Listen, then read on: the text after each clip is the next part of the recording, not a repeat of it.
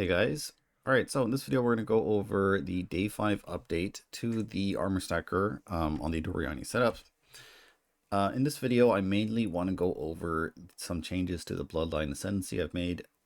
So let's jump right into it. Right now I'm trying out the Chaos Ascendancy and using the Priest of Kamasa to get a lot of buffs to my VAAL skills. So I have 50% increased aura effect, increased duration, increased area. So that means my VAAL SMITE, if we take a look here, the soul gain prevention is 18 seconds and the buff lasts for 24 seconds. So basically this is 100% uptime in Simulacrum, which is pretty amazing because the VAAL SMITE buff, right now, if we look in POB, we'll look in POB a little bit later, but the VAAL SMITE is giving me 2,200 flat lightning damage right now. That's compared to Wrath, which is only giving me like around 750, right? So it's pretty insane. It's like having 2 to 3 Wrath auras or two and a half Wrath auras on you. So getting 100% uptime on that buff is pretty significant.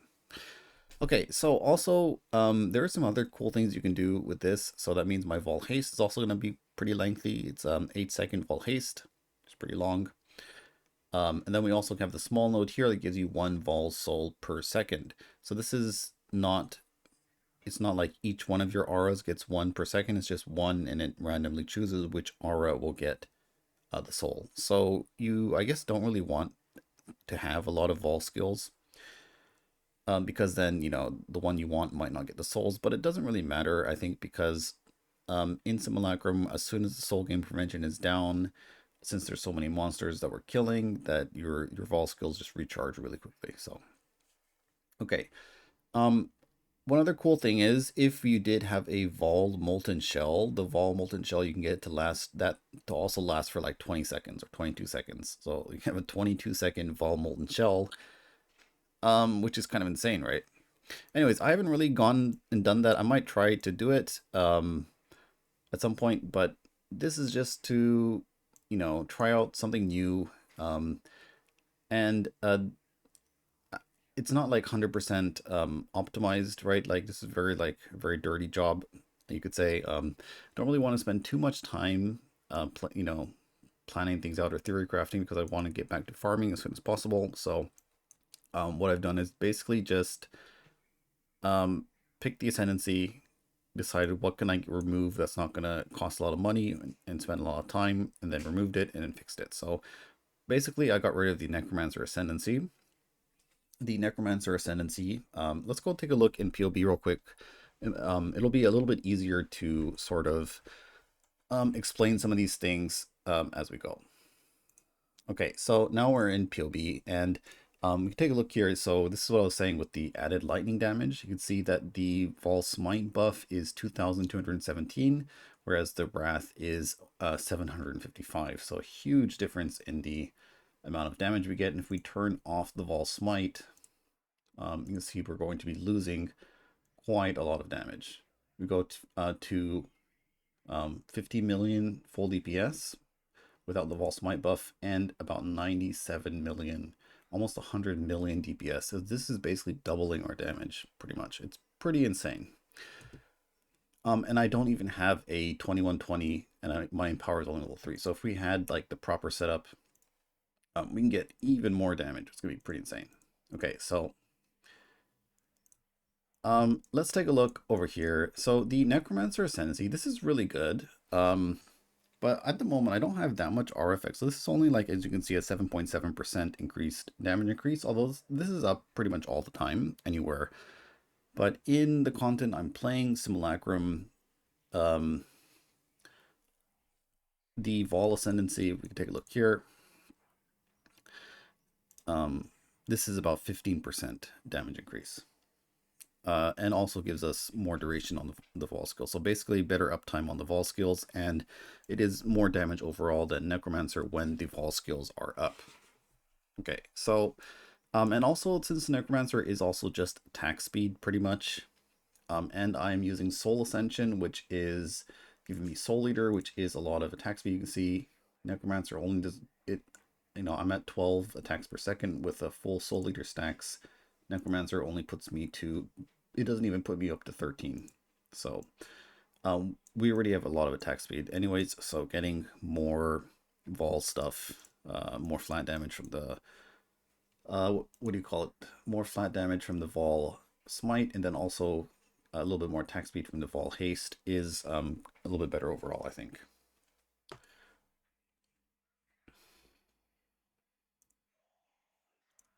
All right, so let's jump back in game real quick. And we can run a Simulacrum. I have a wave 15 ready. So yeah, so I think ideally though, you would probably want to remove the Path of the Duelist, like these 2 points, so we could have another Ascendancy option, so maybe Necromancer or Berserker or Guardian or something like that.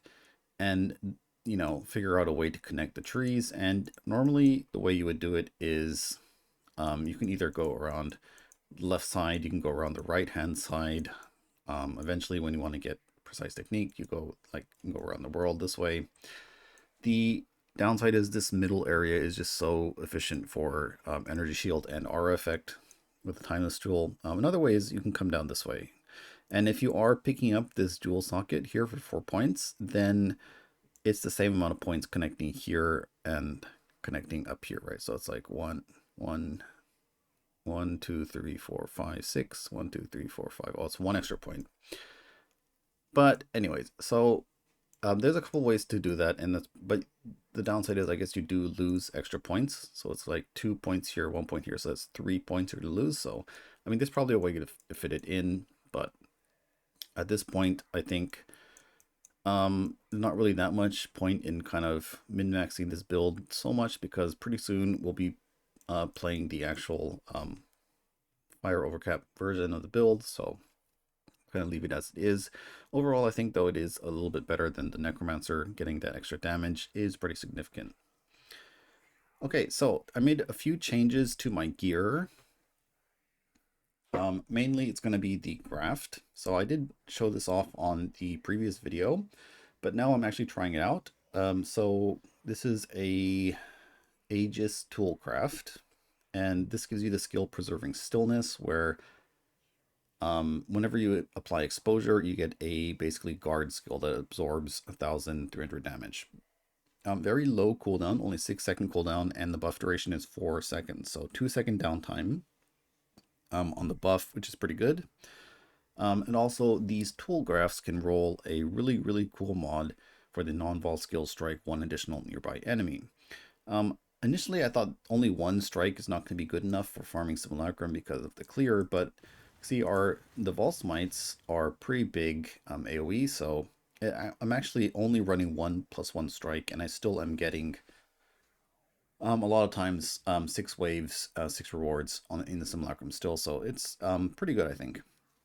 So that means we can get rid of Ancestral Call. I just put Inspiration in because I had some mana issues, but this is pretty insane. So this graft, you can think about this as another 30 to 40% more damage, because it allows you to get rid of the Ancestral Call and add in another damage support. So pretty big. Okay, so that's the main changes to the gear. Let's run a what do you call it, wave 15, so you can see what the build plays like. One thing is I will go over, I didn't really have time to jump into what I've been farming or my like currency sources are, but I do want to make a video about that once I do get the Mage Blood. I have to sell a couple of things, but after that we'll probably be able to buy it today sometime, so maybe tomorrow or so I'll make a video on how I farmed it up. But one thing we're doing is, let me just see if I can find it real quick. Okay, so normally you're using your Wrath Aura, right? But at this point, I have so much damage that I can actually just run the Haste Aura for pretty much like 95% of the content I'm running. So that means I get a little bit more movement speed and attack speed, which kind of make things feel a little bit smoother.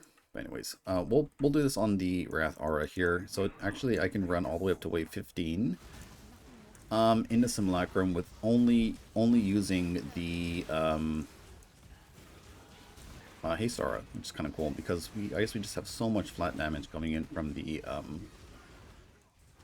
what do you call it? The VAAL SMITE. That actually, it is probably, maybe let's just hop over to the haste aura so we can see. Okay, so we have some bosses. We'll do like a burst on this guy. I actually want to get both bosses so you can like kill them at the same time. Okay, and you can see the damage is pretty insane when we do our full burst. And we're kind of ramping up on the soul leader stacks, but yeah. Pretty insane damage, and having this amount of damage without even a mage blood is pretty insane. I don't even think I used all of my stuff. Like, I think I was missing the lucky damage even, so. And of course, wave 15 has the worst loot. Anyways, that's it for the video, guys. Thanks for watching, and see you next time.